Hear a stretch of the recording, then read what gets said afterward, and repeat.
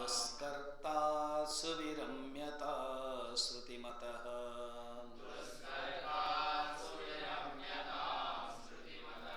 तर्कोऽनुसन्धीयताम्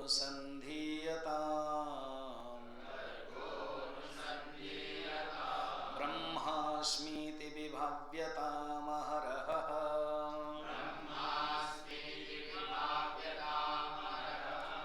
गर्वः परित्यज्यताम्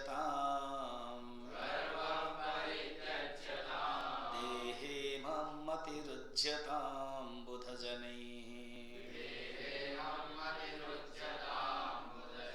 बाधः परित्यज्यताम्।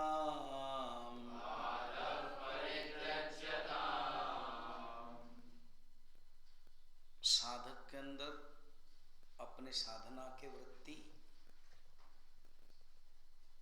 बढ़नी चाहिए और सबसे हाईएस्ट बोल सकते हो उसको, वो वृत्ति रहना चाहिए जो अभी बता रहे हैं 17, 18, 19, 21 नंबर में ब्रह्मा अस्मि इति विभाव्यता। विभाव्यता माने भावना करो, only one single thought that you are ब्रह्मन।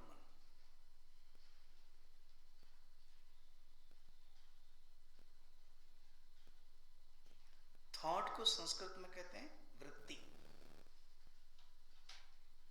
मन के परिणाम को वृत्ति कहते हैं, मन के विकार को वृत्ति कहते हैं।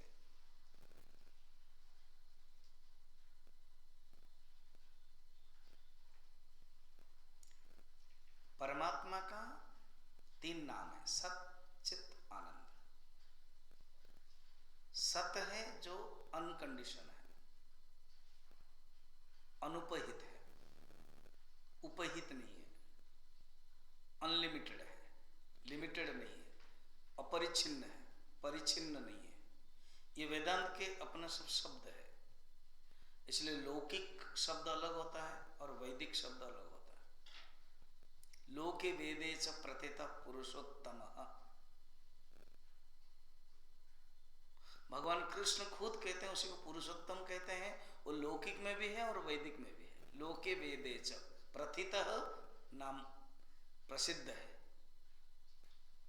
तो लौकिक अपना एक शब्द होता है लौकिक व्यवहार में, और वैदिक वेद में अपना एक शब्द होता है।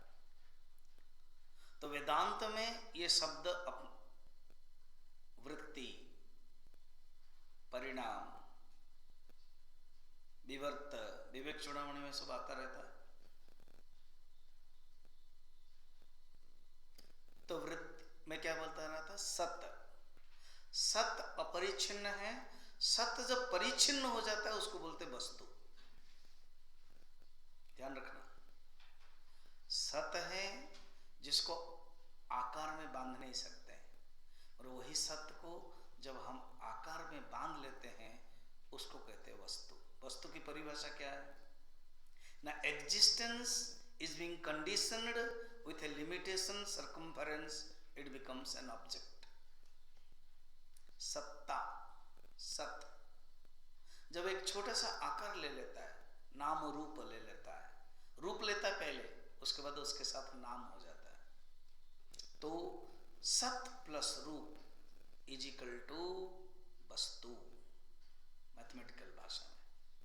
सत ही जब छोटा सा रूप धारण कर लेता है तो उसको क्या कहते हैं? वस्तु कहते हैं।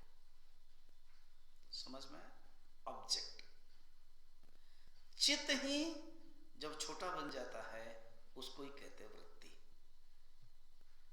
गुरुदेव की भाषा बहुत सुंदर है। Conditional consciousness is thought and unconditional thought is consciousness. कल वो मेडिटेशन में ध्यान दिया शब्द को, चेतन सुषुप्ति ध्यान, अचेतन ध्यान सुषुप्ति। पता नहीं तुम लोग कितना कंसंट्रेशन करके सुना है। गणेश की आंखें कितनी बनी है, कुछ लोग को तो नींद आ रही थी। ये मैंने लगभग कितने बार सुना है, फर्स्ट टाइम मैंने हिंदी में सुना, इंग्लिश में ही ओरिजिनल है ये। स्ट्रेस मैनेजमेंट प्रोग्राम हम जब करते थे तो ये जरूर दिखाते थे। चिक कॉन्फ्रेंस में, चिक कैंप में इसको दिखाया जाता था। और जो बुद्धिज्म है, जो मेडिटेशन जो संस्था पसंद करता है, इसको देखते हैं। स्टार्टिंग में ही आया जो विश्व शक्ति है, जो कॉस्मिक एनर्जी है, उसको मेडिटेशन में ही प्राप्त कर सकते हैं। एक सुंदर बात बताई, अभी मैं कनेक्ट करने वाला हूं नेक्स्ट श्लोक के साथ। ध्यान कितने समय करना है? आपके उम्र को देख करके। 5 साल से ध्यान शुरू किया जाता है। अगर 5 साल आपको है तो 5 मिनट करो, हिसाब कर लो। अगर आपको 30 साल है तो 30 मिनट करना चाहिए। अगर आपको 20 से 21, 25 साल है तो 25 मिनट करना चाहिए। अगर आपका 60 इयर्स हो गया तो 60 मिनट करना चाहिए। कितना सुंदर हिसाब है, ठीक है। इसका उल्टा है खाने के बारे में, वो आएगा 14 श्लोक में, वो बताऊंगा। खाने के बारे में उसका उल्टा है। ये कहते हैं जितना उम्र बढ़ता है उतना ध्यान होना चाहिए, और खाने का जस्ट उल्टा होना है। यंग के समय खाना खाते हो, और जितना उम्र बढ़ जाएगा खाना कम होना चाहिए। तो thoughtlessness is equal to consciousness.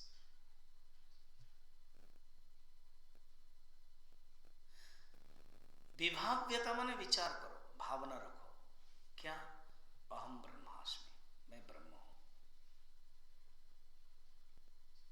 अगर आप ब्रह्म है सोच रहे हो तो दूसरे वृत्ति आएगी ही नहीं।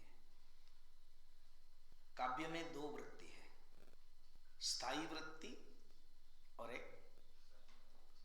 एक किसी ने बताया? अच्छा, अनिरुद्ध ने बताया, वेरी गुड। स्टार्टिंग में श्रद्धा शायद उसको फॉलो कर रही थी बीच में। संचारी माने परिवर्तन। जैसे तुम पुत्र हो पिताजी के सामने, भाई हो भाई के सामने, बिजनेसमैन हो बिजनेस के फील्ड की दृष्टि से, नौकर हो ऑफिस में, बॉस हो ऑफिस में, ये सब संचारी भाव है। डाइनिंग टेबल में जाते हो तुम भोक्ता बनते हो, मेडिटेशन करते हो तो मेडिटेटर बनते हो, ऑफिस में जाते हो तो वर्कर बनते हो, बैडमिंटन खेलते हो तो प्लेयर बनते हो। ये पता नहीं तुम लोगों को बैडमिंटन खेलने में कैसे इंटरेस्ट लगता है। कुछ चीजें ना मैं सब देखता हूँ, जब देखता हूँ फिर मुझे 83 याद आती है। क्रिकेट वाला नहीं 83 जिसमें कपिल देव मैच कर रहा था, मेरा 83 है। तुम लोग 83, 1983 शायद कपिल देव मिला था उसको वर्ल्ड मैच में, वो नहीं, 1983 मेरा याद है। हमने कभी सोच ही नहीं सकते कि बैडमिंटन खेल सकते हैं, फुटबॉल खेल सकते हैं, क्रिकेट खेल सकते हैं। लोग बैडमिंटन खेलते हो, पता नहीं समय भी कैसे आ जाता है। हमारी इच्छा होती कि 2-2.5 साल में कैसे ज्ञान प्राप्त करें, कैसे गुरु से सीख ले, जान ले, विचार कर ले, और 6 महीने में ही तो ये वृत्ति आ गई है कि मैं ब्रह्म हूं। और मेरा तो नाम एक दीदी ने दी थी। क्या दीदी ने दी थी? मेरे जो इंटेलेक्चुअल कन्विक्शन, क्योंकि हमारे आचार्य बार बार बोलते थे इंटेलेक्चुअल कन्विक्शन तुम्हारे अंदर होना चाहिए कि तुम ब्रह्म हो, दृढ़ निश्चय होना चाहिए। वो भावना स्थायी भाव है, यहां पर बता रहे हैं 17, 18, 19 में 21 में ये कहते हैं, इसको ना साधना पंचकम में पूरा 40 में से इसको मैं नंबर 1 रखना चाहता हूं। तुम्हारे अंदर थॉट आना चाहिए, तुम कौन हो? ब्रह्म हो। पहले बोलो, मतलब उसके बाद बोलते हैं विभाव्यतम, भावना करो। रमन महर्षि के पास, अच्छा हुआ उस दिन मैं तुमको बता रहा था कहते हैं आइंस्टाइन रमन महर्षि के पास गए थे, फिर किसी ने फेसबुक में लिखा है कि नहीं, देयर इज नो ऑथेंटिसिटी। मगर लकीली कल ही मैंने एक व्हाट्सएप में आया, रविंद्रनाथ ठाकुर और आइंस्टाइन दोनों का फोटो है। It is not animated, original है। इसका अर्थ ये है वो भारतवर्ष आए थे। को भी है, रविंद्र भी बाहर गए थे नोबेल प्राइज प्राप्त करने के लिए। उस समय तो नोबेल प्राइज यहीं पर मिला है, वो भी गए थे बाहर। तो रविंद्रनाथ ठाकुर से अगर मिले, और आइंस्टाइन एक स्पिरिचुअल थे, धार्मिक नहीं, स्पिरिचुअल। उन्होंने प्रसिद्ध वाक्य कहा, when science ends spirituality starts. जब विज्ञान समापन हो जाता है, अध्यात्म स्टार्ट होता है। तो जरूर रमन महर्षि के पास, और रमन महर्षि उस समय प्रसिद्ध है, हमारे गुरुदेव गए हैं। हमारे गुरुदेव रमन महर्षि के पास जाकर के दर्शन किया, बातें भी हुई है। उसमें आप देखोगे जो किताब है उसमें वर्णन है। रमन महर्षि के पास कोई भी आता था, संत के पास मनुष्य क्यों जाता है, साधक क्यों जाता है, कुछ समस्या लेकर के, तो बोलते थे, और वो तो मिराकल करते नहीं थे, हो जाता था, तो सुनते थे। भगवान, उनको भगवान कहते हैं, सुनते थे कि मेरी पत्नी की प्रॉब्लम है, मेरा बेटा का प्रॉब्लम है, मेरा जमीन का प्रॉब्लम है, मेरा ये प्रॉब्लम है, ये समस्या वो है। तो सुनते थे, पूछते थे, तुम्हारा है ना, ये तुम्हारा है, पर उसके पहले विचार करो तुम कौन हो। हु एम आई इंक्वायर, ये बड़ा महावाक्य है। निसर्ग दत्त भगवान, वो भी मुंबई के आसपास एक गुरु है, गुरुदेव, उनका भी दर्शन किया था। उन्होंने भी एक थॉट दिया, तुम हो कौन।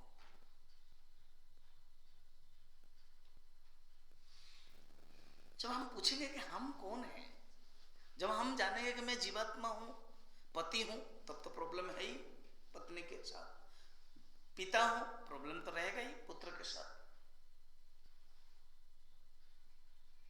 पुत्र हूं तो पिता के साथ प्रॉब्लम रहेगा ही। तुम ब्रह्म हो, यही भावना है, तुम ब्रह्म हो, और ब्रह्म छोड़कर कुछ है ही नहीं है, बाकी सब माया है। स्टार्टिंग में ये भावना तो रखो। भावना रखने से क्या होगी? इस भावना को कहते हैं परोक्ष ज्ञान। वेदांत में दो शब्द आएगा, क्योंकि यहां टॉपिक है, हालांकि विवेक चूड़ामणि में उसको ध्यान ज्यादा विचार करेंगे, फिर भी आ रहा है, ब्रह्मा अस्मि इति। ये जो ब्रह्म में अस्मि, ये परोक्ष ज्ञान को कहते हैं वृत्ति व्याप्ति। ये टेक्निकल शब्द, एक है वृत्ति व्याप्ति और एक है फल व्याप्ति। इसको मैं विवेक चूड़ामणि में ज्यादा बताऊंगा, अभी केवल इतना ही जान लो। वृत्ति मैंने समझा दिया था। वृत्ति क्या है? मन के अंतःकरण के अंदर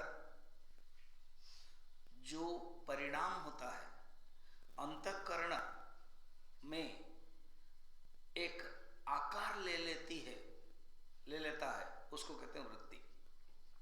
इसको और समझाते हैं। आकाशात् पतितं तोयं सागरम प्रतिगच्छति। उस दिन वो टाइटल सॉन्ग सुन रहे थे। तो आकाश से पानी जब गिरता है ना, तो तालाब में आता है, तो तालाबाकार होता है। पानी का अपना कोई रूप नहीं है। देखना, ये पानी बाथरूम में अगर लीक है, दीवार जो है वो अपना कहीं ना कहीं जाता है। पानी निराकार है। ये पता है, एक प्लम्बर ने मुझे ब्रह्म ज्ञान दिया। हाँ, वो रांची में मैं था, तो जो गेस्ट रूम है वो बहुत लीक हो रहा था, तो प्लम्बर को बुलाया, तो उसने कहा, स्वामी जी, पानी का कोई आकार नहीं होता है, वो पानी अगर लीक होता है, पानी कहीं ना कहीं चला जाता है। मैंने कहा, ये पूरा ब्रह्म ज्ञान बोलता है, पानी का कोई आकार नहीं होता है।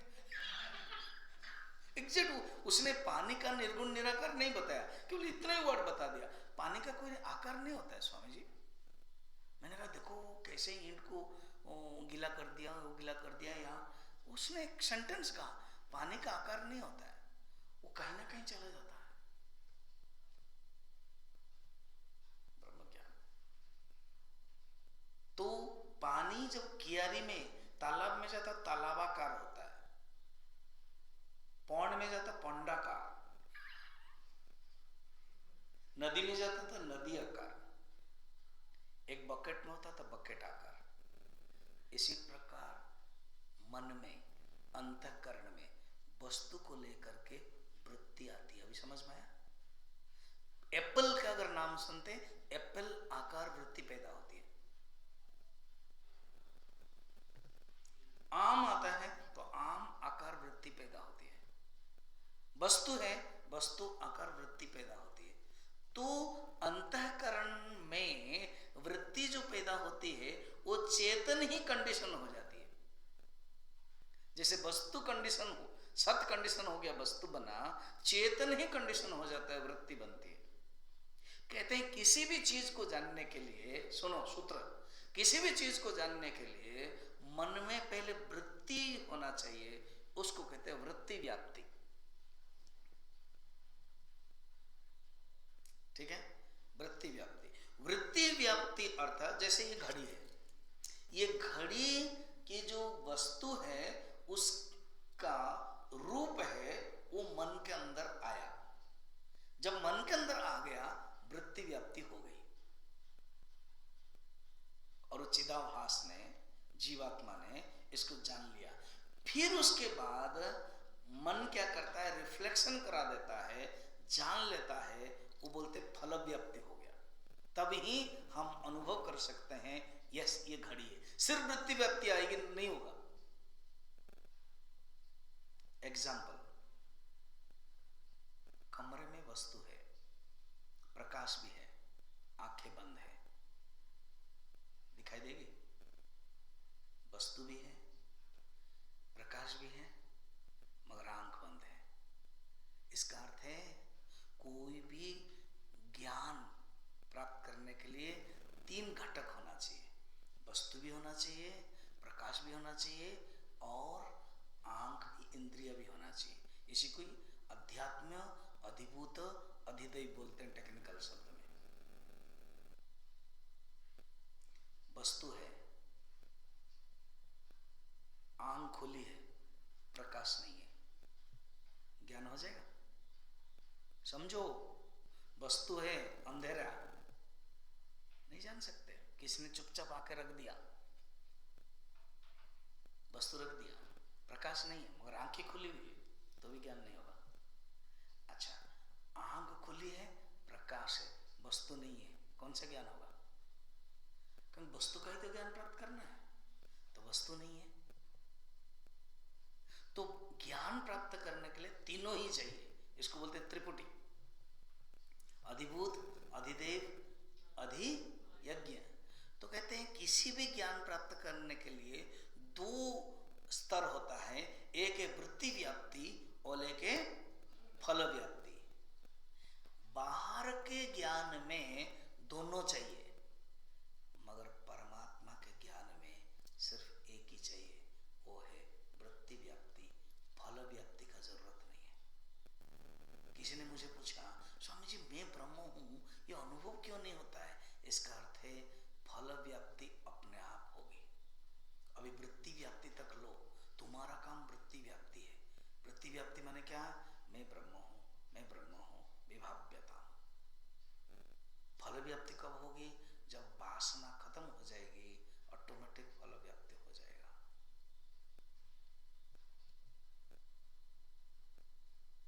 रिफ्लेक्शन पड़ रहा है सूरज का, और पानी गंदा है और पानी हिल रहा है, इसलिए दिखाई नहीं दे देता है। हम बहुत प्रयत्न करेंगे, नहीं अभी रिफ्लेक्शन को ले आएंगे, इधर ले आएंगे, बहुत कुछ कर लेंगे, कुछ करना जरूरत नहीं है, चुपचाप रहो। पानी को स्थिर होने दो, पानी को शांत होने दो।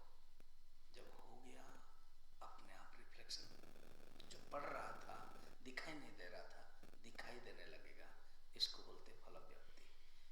दिखाई देने के लिए कुछ नहीं करना पड़ता है, लाना नहीं पड़ता है प्रतिबिंब पड़ रहा था, केवल बाधा थी गंदा पानी, अस्थिर पानी।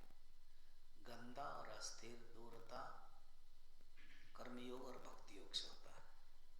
कर्मयोग और भक्ति योग हो गया, ज्ञान जो मिला हुआ है तत्वमसि वो अपने आप अहम ब्रह्मास्मि रूप में आ जाता है। इसलिए अहम ब्रह्मास्मि विभाव्यताम का अर्थ आचार्य ये कहना चाहते हैं, वृत्ति व्याप्ति परोक्ष ज्ञान रखो, मैं ब्रह्म हूँ, मैं ब्रह्म हूँ, मैं ब्रह्म हूँ। परोक्ष ज्ञान ही एक दिन अपरोक्ष ज्ञान में फल व्याप्ति में परिणत हो जाएगा। फल व्याप्ति आपके हाथ में नहीं है, हमारे हाथ में वृत्ति व्याप्ति। मैंने बेस्ट एग्जाम्पल दिया था, दो गाय एक मालिक के पास है। एक गाय को 25 मीटर में बांधी और हमारे जो आश्रम के उस तरफ उसने दे दिया। फिर दूसरी गाय को 25 मीटर बांधी हमारे आश्रम के उस तरफ दे दिया। ठीक है, दोनों में घास है। एक गाय है 25 मीटर नहीं गई, सिर्फ 10-15 मीटर में रह करके खा के सो गई। और एक गाय है तेज एक्टिव है, उसने पूरा 25 मीटर डायमीटर में घूम करके सब खा लिया। तो मालिक क्या करेंगे, 25 मीटर वाला को बढ़ा देंगे, और जो 10 मीटर में ही कोई है बोले कि पहले कंप्लीट करना। तो जिसके जीवन में वृत्ति व्याप्ति हो गई है फल व्याप्ति अपने आप हो जाएगा। जिसके जीवन में वृत्ति व्याप्ति नहीं हुई है फल व्याप्ति होगी नहीं है। इसको कहते हैं भगवान की कृपा। यमय वैसे वृणते तेन लभ्य तस्से स विवृणते तनुम स्वाम, कठोपनिषद। भगवत ईश्वर कृपा। तो कहते हैं ब्रह्मा अस्मि इति विभाव्यताम, तुम अपने भावना रखो, वो ऑटोमेटिक फल व्याप्ति से वृत्ति व्याप्ति से फल व्याप्ति हो जाएगी, परोक्ष ज्ञान से अपरोक्ष ज्ञान हो जाएगा, घटित हो जाएगा।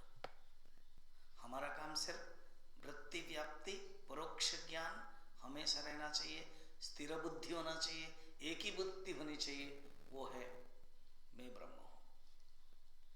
मैं ब्रह्म हूं जब हम रखते हैं बाकी वृत्ति हट जाती है। इसलिए रमन महर्षि कहते हैं तुम हो कौन विचार करो, तुम अगर ब्रह्म हो तो फिर कोई समस्या नहीं तुम्हें। ब्रह्मास्मीति विभाव्यताम अहरह, ये बहुत इंपॉर्टेंट शब्द है अहरह। ये शैली है, देखना जब श्लोक गाते हैं ना तो श्लोक जब वो रुकना पड़ता है, उस तरफ भी शब्द आता है, इस तरफ भी शब्द आता है, उस शब्द का दोनों तरफ से यूज करते हैं।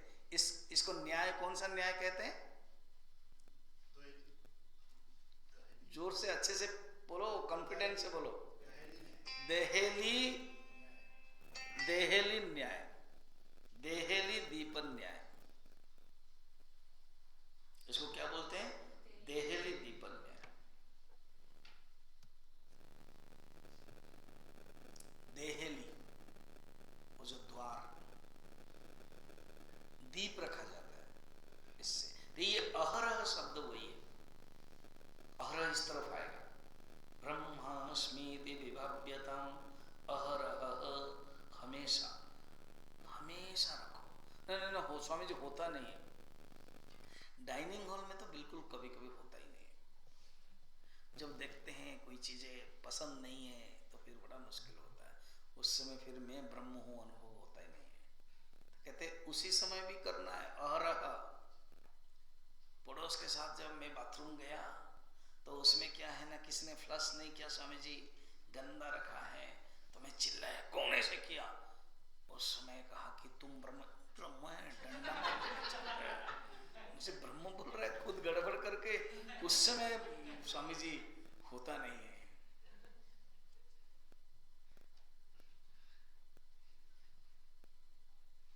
फिर मैं स्वामी जी आया, सत्संग हॉल के दायित्व देखा, 4 लोग हैं, गंदा है। फिर स्वामी जी ने पकड़ा, ये डस्टबिन में ऐसे पड़ा है, ऐसे पड़ा है, तो तुरंत गुस्सा किया, स्वामी जी मैं ही करता हूँ, दूसरा नहीं करता। एक ने कहा कि तू करता है, फिर झगड़ा होता है। स्वामी जी उस समय मेरा ब्रह्म तो चला जाता है। स्वामी जी मैं जब हवन में बैठता हूँ ना,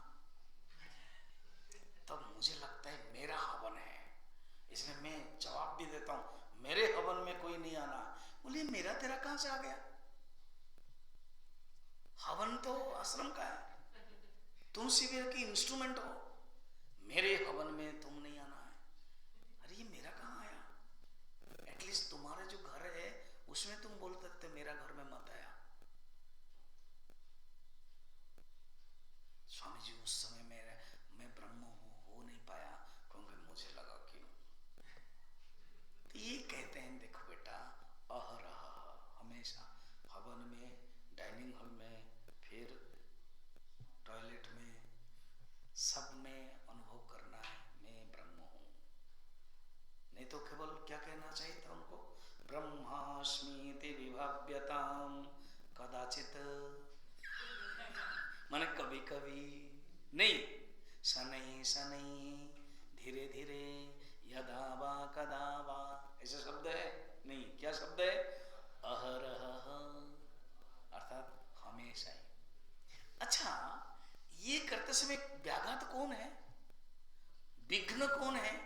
ना गर्व, अहंकार, अहम वृत्ति आ जाती है। एक होता है ब्रह्म वृत्ति और एक है अहम वृत्ति।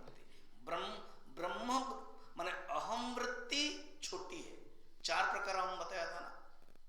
एक अहम है जीवात्मा अहम, और एक अहम है औपाधिक अहम।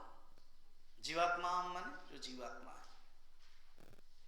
हर एक जीवात्मा, हम यहां पर जितने जीवात्मा है वो एक अहम है। सेकंड है औपाधिक। औपाधिक क्या? मैं डॉक्टर हूं, मैं इंजीनियर हूं, मैं मोटा हूं, मैं पतला हूं, मैं ज्ञानी हूं, मैं अज्ञानी हूं, मैं ब्रह्मचारी हूं, मैं स्वामी जी हूं, मैं ऑफिसर हूं। तो ये सब अहम औपाधिक है। अरे उपाधि से दिया गया, ये पोस्ट है, you are simply resident. P आता है तभी प्रेसिडेंट बनते हो, पी पावर आर रेसिडेंट। ये सेकंड अहम। थर्ड अहम समष्टि अहम, वो है ईश्वर। फोर्थ अहम शुद्ध अहम। इसको रामायण में भक्ति की दृष्टि से कैसे कहते हैं? एक राम दशरथ का बेटा, एक राम घट घट में लेटा, एक राम सकल पसारा, एक राम सबसे न्यारा। तो मैं जो अहम हूं वो क्या है? उपाधि, औपाधिक। मैं पंडित हूं, मैं ज्ञानी हूं, मैं कुछ करता हूं, मैं जो बोलता हूं तो ऐसे नहीं करना। ये जो मैं आता है ना, जो मैं करता है वो दक्ष प्रजापति बनेगा। इसीलिए भगवान शंकर ने क्या करते हैं, उसको काटते हैं और बकरी का दे देते हैं, क्योंकि बकरी ही क्या करता है? जिसके अंदर मैं ज्यादा है ना, तो जानना कि नेक्स्ट जन्म में ये जो हमारे सिद्धबड़ी के आसपास ये जो स्थान है के करेगा, फिर गलती से आ जाएगा। और उधर गोपाल है, वो पुरुषोत्तम, मतलब भागो भागो, क्योंकि वो ब्रह्मचारी था ना, इसलिए आता जाता है और मैं करता रहता। औपाधिक कहते उसको हटाओ, फिर क्या रखना है? ब्रह्मास्मीति अहम, उसको भावना रखो। और ये जो गर्व है, ये जो अहंकार है, वो आ जाता है। मैंने तुमको बताया क्या, वो कहानी तो बताया होगा ना, वो जो शिल्पकार वाला है ना, देखो इसको याद है, चलो बच गया मैं। वो जो शिल्पकार है, वो यमराज के युवदूत आया कि किसने मूर्ति, अच्छा। और एक दूसरा आज बताया क्या, क्योंकि हमारा डबल क्लास चलता है ना, मुझे समझ में नहीं आता कब बताया था। वो एक दोस्त मित्र शादी किया और उसका कोट था, चलो मॉर्निंग बताया था। ये जो गर्व है ना, वो कैसे सूक्ष्म है। एक मित्र गरीब था, गरीब के घर आ जाइए स्वामी जी बोला जाता है ना।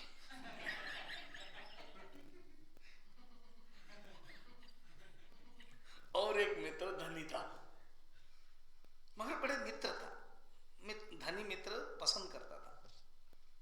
तो बोला कि भाई उसकी शादी है, जब शादी है तो कैसे करना है? तो बोले कि देखो तुम्हारे पास मेरे पास तो कोट नहीं है, हमारे भारतीय शादी में पहनना पड़ता था धोती आदि, तो कोट पहनना है, ठीक है।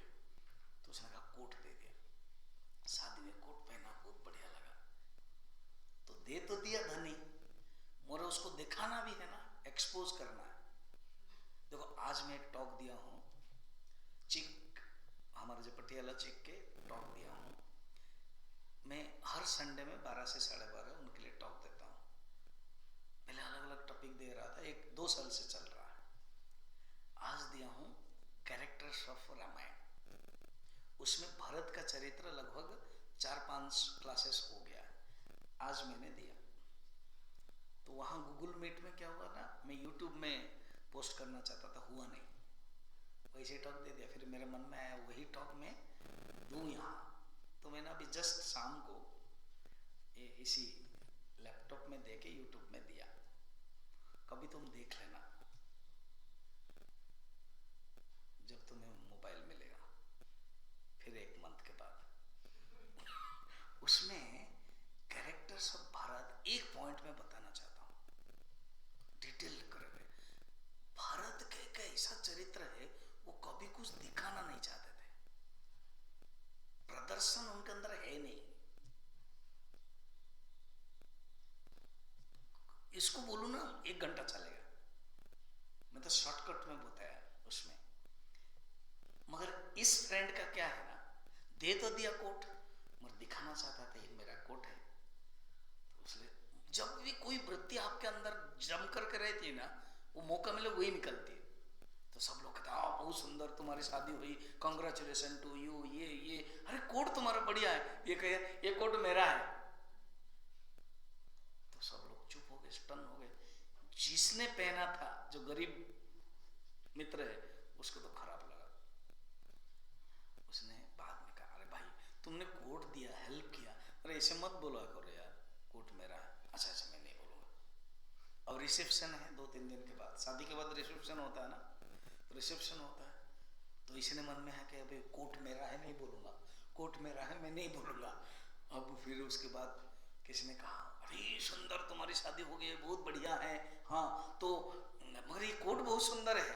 तो ये बोल रहा है ये कोट मेरा नहीं है। फिर मुश्किल है, तुम ऐसे क्यों बोलते हो, मेरा है बोलने से भी मुश्किल है, मेरा नहीं है बोलने से भी मुश्किल है। हाँ इसलिए मेरा नहीं है नहीं बोलूंगा। फिर कोट तो तेरा नहीं है, तेरा है इसे तो नहीं बोल सकते, नहीं तेरा है बोलो मत। फिर उसके मन में है अभी मेरा नहीं है, मेरा है ये नहीं बोलना है, फिर क्या बोलना है। फिर वो सब शादी घूमने के लिए गए सब फ्रेंड्स। फिर दूसरे फ्रेंड्स बोला अरे ये सुंदर कोट है तुम्हारा, तो बोलते ये कोट उसका नहीं है। ये इसको कहते अहंकार, वो कहीं ना कहीं वृत्ति बन करके आ जाती है, ये रुकता नहीं है। मेरा है बोलने पर भी एक है, जैसे पानी कियारी में आता है तो कियारी रूप पकड़ता है, तालाब में आता है तालाबाकार पकड़ता है। ये जो अहंकार है वो कहीं ना कहीं आ जाता है मेरा नहीं के माध्यम से, मेरा है के माध्यम से। तो कहते हैं इस गर्व को परित्याग करो, be strict, be active, dynamic, vigilant. गुरुदेव बोलते थे, शब्द है डायनामिक, ऐसे विजिलेंट रहना पड़ेगा, कॉन्शियस होना पड़ेगा कहीं गर्व तो नहीं आ रहा है। और अहरह नहीं क्या है, कभी कभी आएगा कभी कभी नहीं आएगा। मैं जब ध्यान करता हूँ नहीं आता है स्वामी जी, मैं जब बातें करता हूँ आ जाता है, गड़बड़ है। बोलते नहीं, अहरह कभी भी नहीं आना चाहिए। अहरह गर्भ देहे मतिरुज्यता, देहे अहम, मैं शरीर हूं, ये पूरा टोटल एंटीडोट है। अगर आपके पास मैं शरीर हूं फिर मैं ब्रह्म हूं नहीं हो सकता, मैं ब्रह्म हूं फिर मैं शरीर नहीं हो सकता, ये दोनों पूरा विरोध है।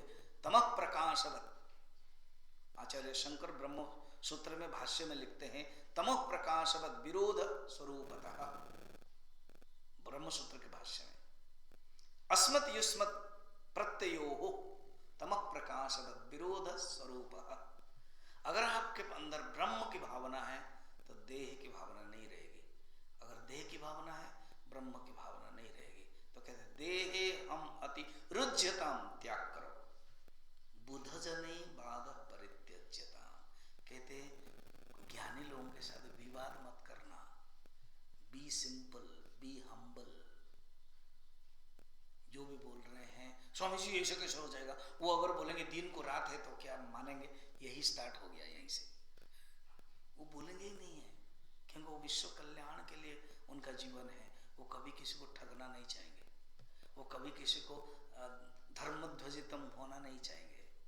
मगर हमारे अंदर क्या होता है, ह्यूमिलिटी होनी चाहिए, हमारे अंदर विनम्रता होना चाहिए, क्वालिटी। हम अभी साधक है, वो अभी पहुंच गए हैं, हम उनको नहीं देख सकते कि उन्होंने क्या किया क्या नहीं है। तो कहते हैं बुध जन ही बाध परित्यज्यता, बुध जन के साथ वाद विवाद मत करो। उससे क्या होता है, तुम्हारा ही अहंकार बढ़ जाता है, तुम्हारा ही ममकार बढ़ जाता है।